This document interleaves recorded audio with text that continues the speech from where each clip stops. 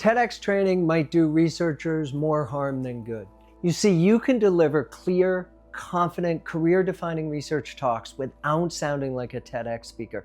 In fact, you shouldn't.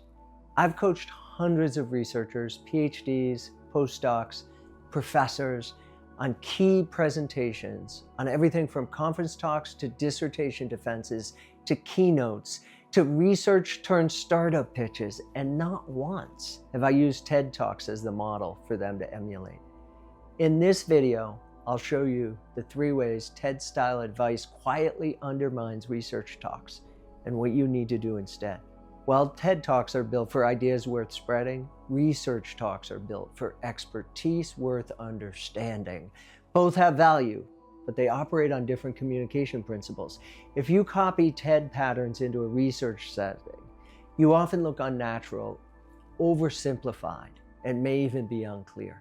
The first issue is that research presentations don't have a singular audience. They always have a bimodal distribution of listeners on one important metric, and TED frameworks don't prepare you for that. When I was teaching this past fall, a student asked, who exactly should I be speaking to? The expert in my subfield, or researchers studying something adjacent who are not so familiar with what I do? I asked if anyone else had a similar question, and 14 hands went up, and since there were only 16 people in the class and 2 were absent, well, it was everyone. So I drew up these 2 graphs. What you see here is the classic TED graph. People not familiar with your topic, people familiar with your topic.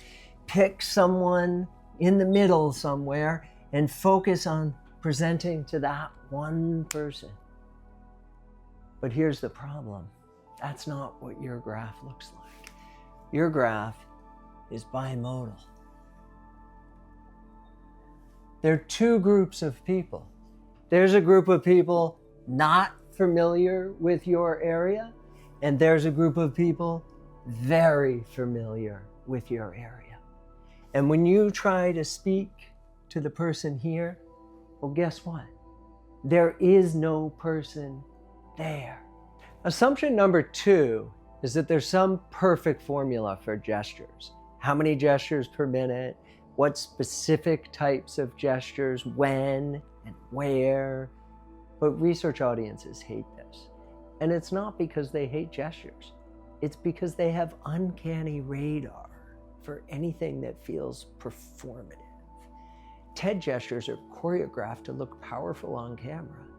But research presentations demand something different: authenticity.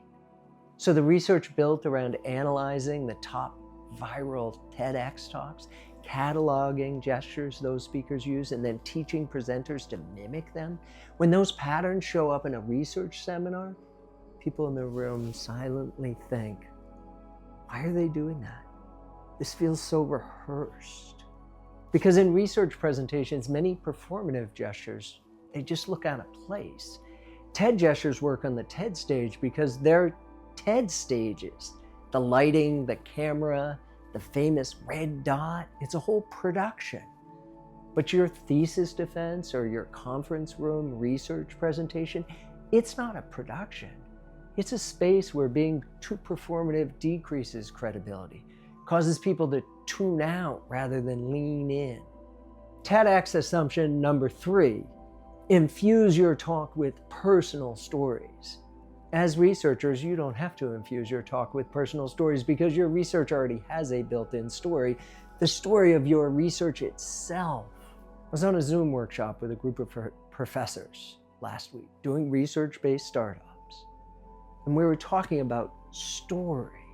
One of them interrupted and said to me, I hear you talking about stories, but that feels wrong for my work. It feels wrong for research. And I said, you're right, adding a story would be wrong for your work, but it's not the story part that's wrong. It's the adding a story part that's wrong. Your research already is a story. There was a problem, you had a hypothesis, you figured out how to fix it, and some of the reason you know how to fix it or know that it's a problem worth fixing are things from 5 or 10 or maybe 20 years ago. And now your desire to bring that idea to fruition and have your research make a tangible difference in people's experience in the world.